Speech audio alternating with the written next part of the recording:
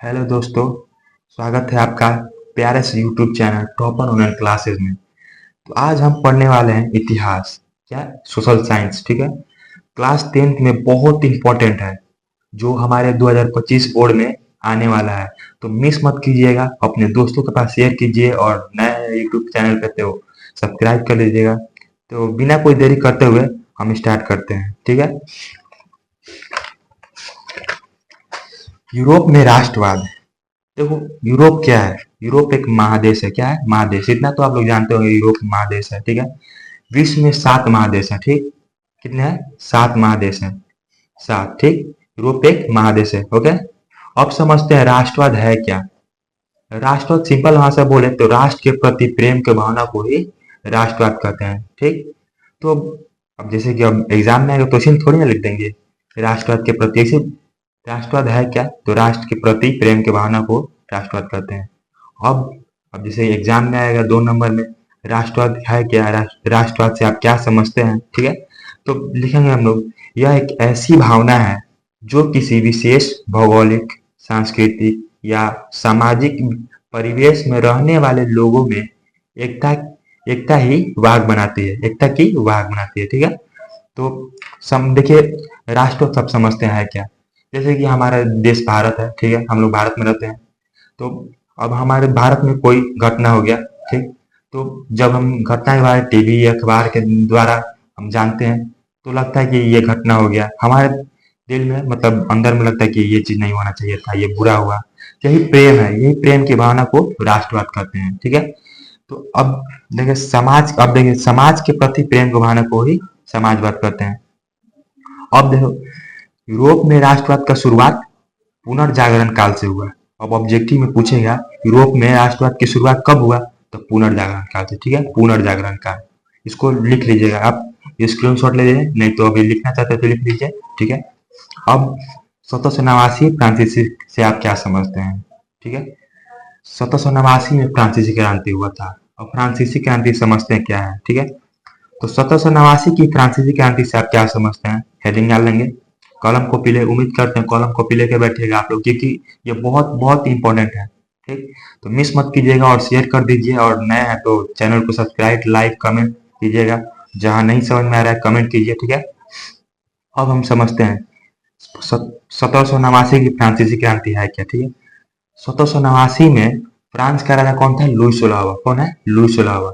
ठीक है, पूछेगा ऑब्जेक्टिव में फ्रांस का राजा कौन था, तो लुई 16वां। ठीक है, और लुई 16वां कैसा था? निरंकुश एवं प्रतिक्रियावादी, बहुत बदमाश और मतलब कोई काम नहीं करने वाला, आलसी था, कामचोर था, कोई मतलब काम ही नहीं करता था। ठीक है, फ्रांस में फ्रांस के लोगों की जनता कोई काम नहीं करता, एकदम बस खाली गद्दी ले लिया था और चुपचाप से शासन करता था, ये करो वो करो, कोई काम ही नहीं करता था। ठीक है, अब हम अब फ्रांस जिसने फ्रांस की जनता सन 1789 में लुई 16वां के खिलाफ क्रांति कर दी।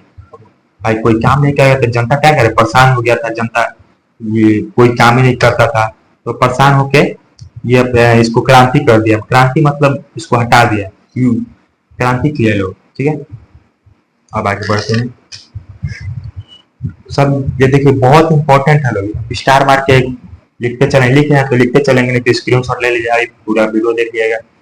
लुई 16वां पूर्व वंश के राजा, क्या पूछेगा ऑब्जेक्टिव में, ये जरूर पूछ सकता है मेरे ख्याल 2025 में ये पूछ सकता है, लुई 16वां किस वंश का राजा था, तो पूर्व वंश का। सिंपल भाषा है, पूर्व वंश का राजा था। ठीक है, अब 1789 की फ्रांसीसी क्रांति, अब परिणाम हुआ।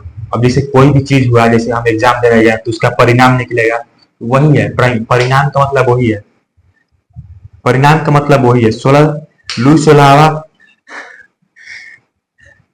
लुई 16वां को गद्दी से हटा दिया गया। अब कोई काम ही नहीं करेगा तो उसको अब गद्दी से हटेगा ना करेगा। अब कोई काम नहीं करता था, बस वो बोले निरंकुश था, प्रतिक्रियावादी था, तो उसको गद्दी से हटा। यूरोप में राष्ट्रवादी भावना बढ़ी। अब जैसे कि क्रांति किया, जब गद्दी से हटा दिया, जब निरंकुश था तो क्या करेगा, हटा दिया लोग, तो अब एक आदमी किया तो अब सब आदमी के मन में कि हाँ अब हमें भी जागरूक होना चाहिए, अब हमें भी कि मतलब साथ देना चाहिए, जो हमारे मतलब ये सब जो भी हो रहा है इसका सब में हम हाथ मतलब साथ देना चाहिए, जो भी बढ़ावा देना चाहिए, राष्ट्रवाद की भावना बढ़े, ठीक है। अब आते हैं नेपोलियन बोनापार्ट, ठीक है, स्टार मार लेंगे नेपोलियन बोनापार्ट। तो नेपोलियन बोनापार्ट ये है, ठीक है, देख सकते हैं, किताब में भी है, आपके लोग देख सकते हैं, किताब खोल लीजिएगा, बिना किताब के यहाँ कुछ नहीं है, ठीक है। अब देखिए, अब स्टार मार के लिखेंगे नेपोलियन युग का शुरुआत 1804 ईस्वी में। इसको वीवीआई कर लीजिएगा, क्योंकि यह जरूरी है कि पूछेगा, क्योंकि ये शुरुआत हुआ है, तो इसको वीवीआई करके लिख लेंगे स्टार मार के, नेपोलियन युग का शुरुआत 1804 ईस्वी में, ठीक है, 1804 ईस्वी में, ओके। अब दूसरा पॉइंट डालेंगे, नेपोलियन ने जर्मन राज्य का निर्माण किया, जर्मन राइन राज्य का निर्माण किया, ठीक है। ये भी पूछता है, नेपोलियन ने जर्मन राइन राज्य का निर्माण किया, पूछेगा नेपोलियन, एग्जाम में पूछेगा नेपोलियन ने जर्मन राइन राज्य का निर्माण किया। सॉरी सॉरी सॉरी, ऐसे नहीं बनाया, देखिए तीन सब बोल रहे हैं तो सब मिस्टेक हो गया, ठीक है। नेपोलियन बोलेगा जर्मन राइन राज्य का निर्माण किसने किया, तो नेपोलियन बोनापार्ट, ऑप्शन में दिया रहेगा नेपोलियन, आप बिन आंख मूंद कर नेपोलियन बोनापार्ट मार देंगे, ठीक है। अब हम देखिए, नेपोलियन काल में कुल 5 कोट थे, कितने, 5, इसको लिख लीजिएगा, ये भी वीवीआई है, क्योंकि ये पूछ सकता है, ठीक है। तो पूछेगा नेपोलियन काल में कुल कितने कोट थे, तो 5, एग्जाम में पूछेगा नेपोलियन कोड में कुल कितने कोट थे, काल में कुल कितने कोट थे, तो 5, ठीक है। अब 1789 के फ्रांसीसी के समय नेपोलियन वहां का सेनापति था, जब लूस चलावा 1789 क्रांति में था, तो वहां नेपोलियन क्या था, सेनापति था।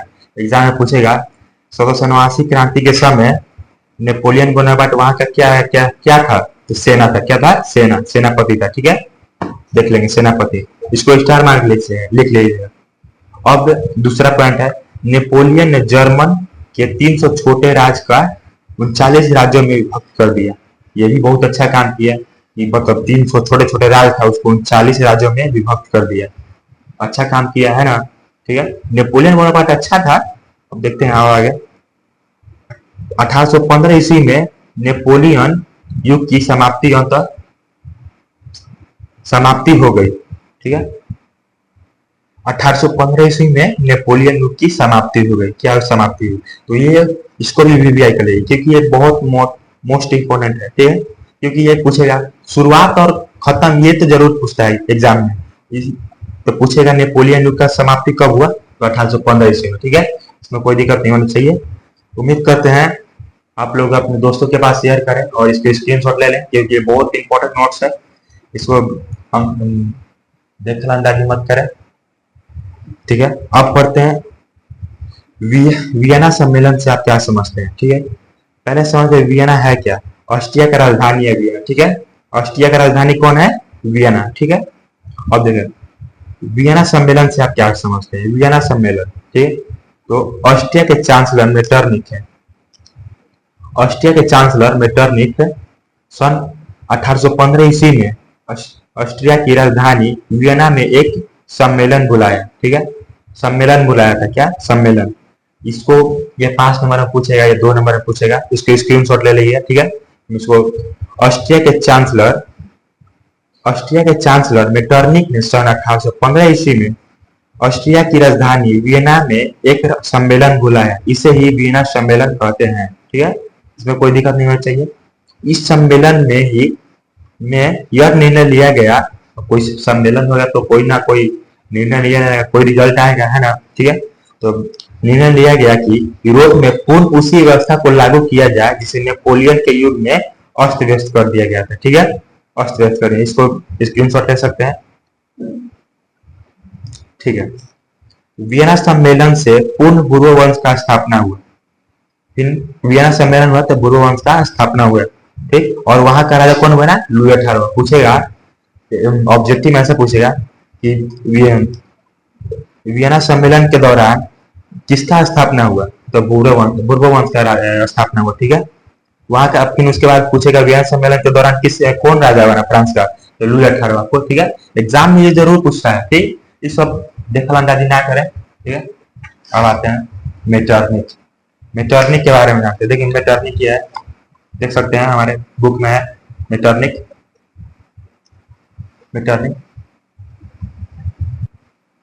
मेटरनिक देख सकते हैं, ये बहुत बदमाश था। तो अब इसके बारे में पढ़ते हैं, क्या क्या बदमाश है, तो इसके बारे में पढ़ेंगे ना, बदमाश की सरकार। ठीक है, पढ़ते हैं। अब देखो, मेटरनिक ऑस्ट्रिया का चांसलर था। क्या था? मेटरनिक ऑस्ट्रिया का चांसलर, मतलब ऑस्ट्रिया का बता, ऑस्ट्रिया का राजधानी कौन था? वियना। इसको भी ध्यान रखते रहिएगा, ऑस्ट्रिया का राजधानी वियना। ठीक है, तो मेटरनिक ऑस्ट्रिया का चांसलर था। ठीक है, यह एक कट्टर प्रतिक्रियावादी था। कट्टर मतलब प्रतिक्रिया, कोई काम है बहुत बहुत बहुत बुरा था। ठीक, मतलब बुरा, जितना बुरा लगा दे वो कम है। कट्टर मतलब बहुत हो गया। ठीक है, तो इसको भी लिख लेंगे। अगला पॉइंट है, इसने वियना सम्मेलन की मेजबानी की। तो वियना सम्मेलन में उसके मतलब मेजबानी की। ठीक, मेटरनिक, दूसरा पॉइंट है, मेटरनिक युद्ध की शुरुआत 1815 से लेके 1848 तक रहा। ठीक है, मेटरनिक युद्ध। ठीक है, इसमें अब आते हैं जुलाई 1830 की क्रांति से आप क्या समझते हैं? ठीक है, अब समझ जुलाई 1830 की क्रांति है क्या। तो जुलाई 1830 की क्रांति में क्या हुआ था, वहां का राजा कौन बना? चार्ल्स दशम। कौन बना? चार्ल्स दशम। तो ये भी निरंकुश और प्रतिक्रिया वाले, मतलब ये भी बदमाश है, अब अपने भाषा में जो बोलते हैं। ठीक है, इसमें अपना प्रधानमंत्री पोलीनेक को चुना। कौन? पोलीनेक। इसे पोलीनेक को बनाया। ठीक है, पोलीनेक ने पूर्व में लुई 18वां दौरान स्थापित समान नागरिक संहिता के स्थान पर शक्तिशाली अभिजात वर्ग की स्थापना की। ठीक है, तथा उसे विशेष अधिकार के विभूषित करने का प्रयास किया। ठीक है, इसने फ्रांस का राष्ट्र जनतावादी को दबाया। ठीक, जिसके कारण फ्रांस के 28 जून 1830 में गृह युद्ध हो गया। ठीक है, इसको लिख लेंगे। ठीक है, अपने कॉपी में पॉइंट डाल के लिख लेंगे कि 28 जून 1830 ईस्वी को गृह युद्ध हुआ। ठीक है, पूछे एग्जाम में गृह युद्ध कब हुआ, तो 28 जून 1830 ईस्वी में। अब डेट नहीं दिया रहेगा तो ईस्वी जरूर दिया रहेगा, क्योंकि ईस्वी पूछता है, इतिहास है, इसमें ईस्वी जरूर पूछेगा। 1830 की क्रांति में, मतलब 1830 में गृह युद्ध हुआ। ठीक है, इसे ही 1830 की क्रांति कहते हैं, जुलाई 1830 की क्रांति। इसको भी स्क्रीनशॉट ले सकते हैं, ले लिए। ठीक है, तो आगे बढ़ते हैं हम। अब 1830 की क्रांति के परिणाम बताए थे कि अभी मतलब कोई भी हम कुछ भी होता है तो परिणाम निकलता है, रिजल्ट निकलता है, प्रभाव निकलता है, फलस्वरूप। ठीक है, तो अब हम परिणाम पढ़ेंगे 1830 की क्रांति। चार्ल्स दशम ने फ्रांस की गद्दी को छोड़कर इंग्लैंड भाग गया। अब देखो, चार्ल्स दशम अब कोई काम नहीं करेगा तो क्या, उसको गद्दी से हटा दिया गया और उसको भाग भाग कर कहाँ चला गया? इंग्लैंड। पूछेगा एग्जाम में कि चार्ल्स दशम गद्दी छोड़कर कहाँ भाग गया? तो इंग्लैंड में भाग गया। कहाँ भाग गया? इंग्लैंड में। ठीक है, देख सकते हैं इंग्लैंड में भाग गया। 1830 की क्रांति को बोरो वंश का अंत हो गया। ठीक है, 1830 की क्रांति के बाद बोरो वंश का खत्म हो गया, अंत हो गया। उसके बाद तीसरा है, 1830 की क्रांति के बाद आलियंस वंश की शुरुआत हुई। उसके बाद बोरो वंश जब हटा तो आलियंस वंश का शुरुआत हो गया, जिसका राजा कौन था? Louis Philippe. पूछेगा कि आलियंस वंश का राजा कौन था? तो लुई फिलिप। ठीक है, यहाँ से कोई ऑब्जेक्टिव नहीं छोड़ रहे हैं, साथ में ऑब्जेक्टिव के साथ चल रहे हैं। तो आप लाइक, चैनल नए हैं वीडियो पे तो सब्सक्राइब करें और वीडियो को लाइक करें और दोस्तों के पास शेयर जरूर करें। ठीक है, अब आते हैं 1848 की क्रांति से आप क्या समझते हैं। ठीक है, अब यहाँ पे आते हैं 1848 की क्रांति है क्या। ठीक है, देखो इसमें क्या हुआ था कि 1800 जब 48 की क्रांति हुआ तो 1848 की क्रांति से वहां का राजा कौन है? Louis Philippe. बता दिए तो आपको कि 1848 में वहां का समय राजा कौन था? Louis Philippe. ठीक है, लुई फिलिप उदारवादी शासक था। ठीक है, कैसा था? उदारवादी। ऑब्जेक्टिव में पूछेगा, एक नंबर पूछेगा कि लुई फिलिप कैसा राजा था? तो उदारवादी राजा था, शासक था। शासक मतलब राजा होता है, उदारवादी था। कैसा था? उदारवादी। ठीक है, अब सन 1840 ईस्वी में लुई फिलिप ने गीजो को कट्टर प्रतिक्रिया, कट्टर बताया जैसे कि पूरा एकदम बदमाश था, प्रतिक्रियावादी था। इसने भी अपना मतलब राजा ही बनाया, गीजो को बनाया। किसको बनाया? गीजो। पूछेगा सन 1840 में किसको लुई फिलिप ने राजा बनाया? तो गीजो को बनाया। ठीक है, गीजो कैसा था? तो कट्टर प्रतिक्रियावादी। और लुई फिलिप को बोलेगा कैसा था? शासक था, तो उदारवादी। ठीक है, यहाँ तक कोई डाउट नहीं है। ठीक है, अगर डाउट है तो आप कमेंट कर दे, बोल सकते हैं। ठीक है, अब आते हैं यहाँ पे, लुई फिलिप ने पूंजीपति वर्ग के साथ रहना पसंद किया। पूंजीपति जिस मतलब ज्यादा पूंजी, पूंजी मतलब आप समझ सकते हैं, पूंजी जिसमें ज्यादा मतलब जिसमें ज्यादा पैसा हो उसको पूंजीपति कहते हैं। ठीक है, इसने अपना पूंजीपति के साथ रहना पसंद किया। ठीक है, अब जहाँ आजकल का तो वही है, जिसके पास ज्यादा पैसा है उसके पास आदमी रहता है, ठीक है, ठीक है। किया, उसने गरीबों पर कोई ध्यान नहीं दिया, कोई ये गरीब पे ध्यान नहीं दिया, ठीक है। बस जैसे है भुखमरी में है, खा रहा है नहीं खा रहा है कुछ भी है, अपना मर रहा है जी रहा है, भुखमरी है, गरीब को कोई ध्यान नहीं देता था, जिससे उसकी शासक काल में भुखमरी आ गई। जब राजा था वहां पे तो भुखमरी आ गई थी, भुखमरी आ गई, पूरा मतलब कोई भूखे पेट आदमी मर जाता था, ठीक है, भुखमरी आ गई थी, ठीक। और बेरोजगारी भी आ गई थी। 22 फरवरी 1848, ये डेट भूलिएगा नहीं, 22 फरवरी 1848 ईस्वी को पेरिस में थियर्स के नेतृत्व में एक विशाल भोजन का आयोजन किया है। पूछेगा ऑब्जेक्टिव में, विशाल भोजन का आयोजन किसने किया है, किसके नेतृत्व में हुआ है, तो थियर्स के, किसके, थियर्स के। इसको भी अंडरलाइन कर लीजिएगा, इसको स्क्रीनशॉट ले लीजिएगा, ठीक है, नहीं तो पुश कर लीजिएगा वीडियो, ठीक है। आगे बढ़ते हैं, पूछेगा ऑब्जेक्टिव में, इसको जरूर देख ले, थियर्स के नेतृत्व में, ठीक है। अब आगे बढ़ते हैं, जगह जगह भोजन का आयोजन किया गया, ठीक है। विरोध, लुई फिलिप को गद्दी छोड़ने पर मजबूर कर दिया गया। अब कोई काम ही नहीं करेगा तो अब उसको पूरा जनता लोग बोलने लगा कि कोई काम का नहीं है, इसको हटाते हैं, ठीक है। तो इसको अब पूरा जब जनते से तो सरकार बनती है, अब जनता भड़क जाएगी तो अब सरकार को हटना ही पड़ेगा, तो गद्दी छोड़ने पर उसको मजबूर कर दिया गया। तो 24 फरवरी 1848 ईस्वी को वह गद्दी त्याग दिया। कौन त्याग दिया, तो लुई फिलिप ने, ठीक है। तो लुई फिलिप ने गद्दी 24 फरवरी को 1848 ईस्वी में त्याग दिया, ठीक है। अब आता है इटली में एकीकरण, ठीक है, इटली के एकीकरण। देखो इटली के एकीकरण में सबसे पहले किनका योगदान था, योगदान मतलब जैसे कि हमारा जैसे मंदिर का निर्माण होता है तो बहुत सारे आदमी के हाथ रहता है, निर्माण रहता है, ठीक है, उसी को योगदान करते हैं, ठीक है। तब इटली में एकीकरण हुआ, अब इटली का एकीकरण हुआ, उनकी में बहुत लोगों का व्यक्ति का योगदान था जो निम्न है। पहला थे मेजनी, कौन थे, पहला मेजनी, दूसरा है काउंट कायूर, तीसरा है गैरीबाल्डी, चौथा है काउंट कायूर। ये ऑब्जेक्टिव में जरूर पूछेगा, इसको मोस्ट वीवीआई लिख लीजिएगा, वीवीआई है, ठीक है। अब देखो पूछेगा इटली के एकीकरण में किन किन किन व्यक्तियों का योगदान था, तो ऑप्शन में रहेगा मेजनी, काउंट कायूर, गैरीबाल्डी और निम्न में से सभी, तो सभी मार दिएगा, ठीक है, ठीक है। अब आता है मेजनी, अब बारी बारी से सबके बारे में पढ़ेंगे कि ये कैसा था, ये कैसा था, ठीक है। तो हम पढ़ेंगे अब मेजनी के बारे में, ठीक है।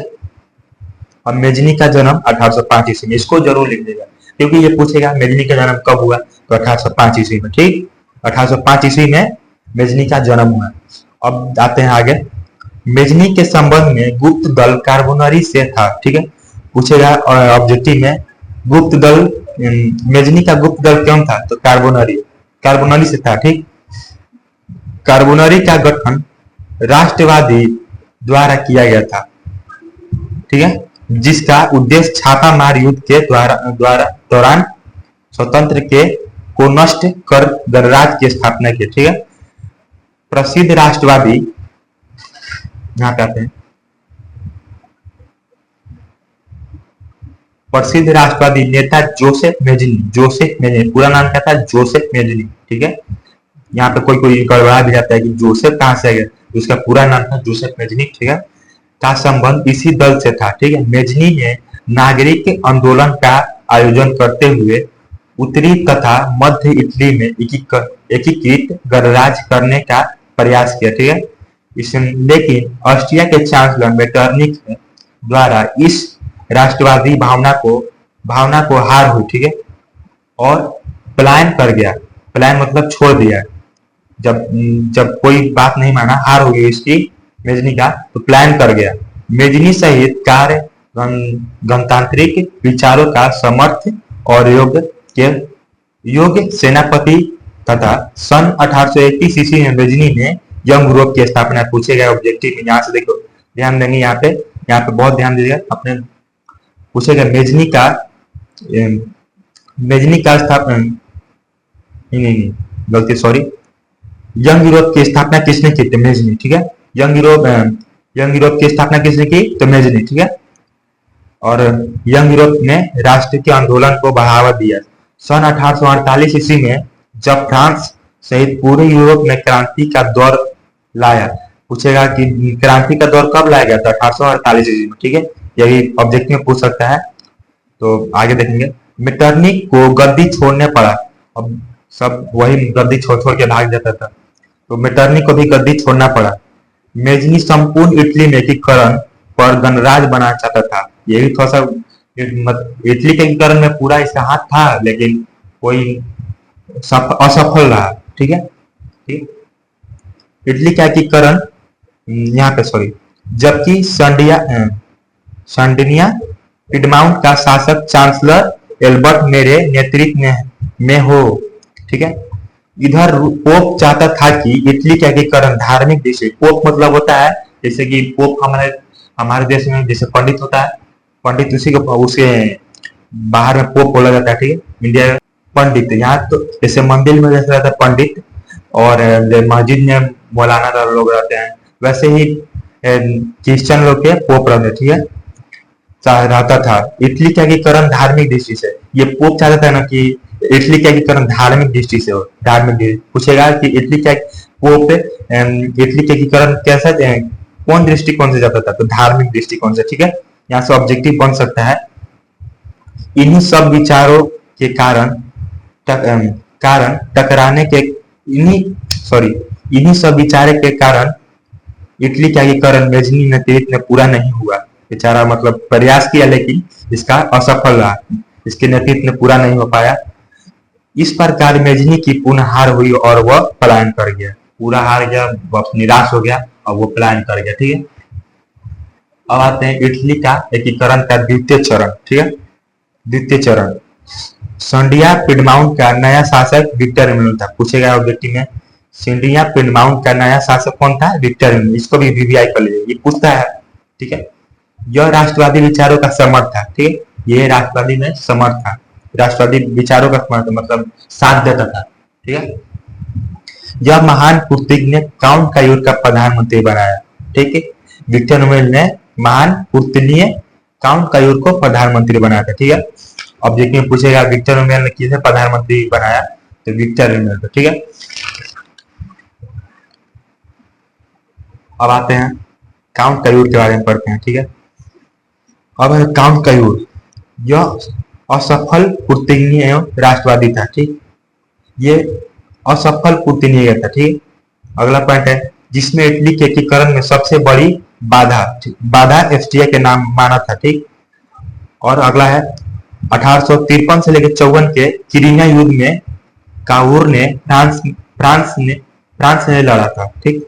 पूछेगा कि क्रीमिया युद्ध कब हुआ, तो 1853 से 54 तक। ये भी इसको नोट में कर लीजिएगा, इसको भी लिख लीजिएगा, ये जरूरी है, ठीक। इसका प्रत्याद लाभ मिला, इसका मतलब लाभ मिला। पेरिस के शांति सम्मेलन में काउंट कायूर ने इटली में ऑस्ट्रिया के हस्तक्षेप को गैर कानूनी संबोधित कर दिया, ठीक है। परंतु दुर्भाग्यवश 1862 में काउंट कायूर का मृत्यु हो गई, ठीक गया। देखो हम काउंट कायूर को दिखाते हैं कैसा था, ये थोड़ा सा बहुत अच्छा है। ये है मेजनी, ठीक है। मेजनी ये इटली के एकीकरण में हाथ था, लेकिन ये प्लान कर गए, इनका हार हो गया।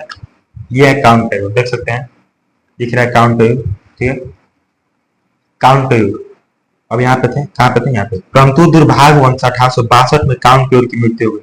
अब देखिए यहाँ पे भी बहुत जरूरी है, ये पॉइंट में डाल के लिख लीजिए कि 1862 में काउंट कायूर की मृत्यु हो गई, ठीक है, गया। और यह भी इटली में पूरी तरह नहीं कर पाया, इटली का एकीकरण पूरी तरह नहीं कर पाया, ठीक है। इन्हें भी अब हट गए, ठीक है। अब गैरीबाल्डी आते हैं, कौन है गैरीबाल्डी, तो गैरीबाल्डी अगले नेक्स्ट वीडियो में पढ़ते हैं। तो यहाँ तो सपोज करते हैं आपको समझ में आ गया होगा, ठीक है। तो पूरा अभी स्क्रीनशॉट ले सकते हैं, अपने दोस्तों के पास दे दीजिए। ये बहुत इंपॉर्टेंट है, आप लोग मिस मत कीजिएगा प्लीज, आप लोगों की रिक्वेस्ट है। और वीडियो को लाइक कीजिए, ठीक है, वीडियो को लाइक कर दीजिएगा, सब्सक्राइब, और मिलते हैं अगले वीडियो में, ठीक है। और वही गैरीबाल्डी के बारे में पढ़ेंगे, ठीक है। ठीक है, धन्यवाद, बाय।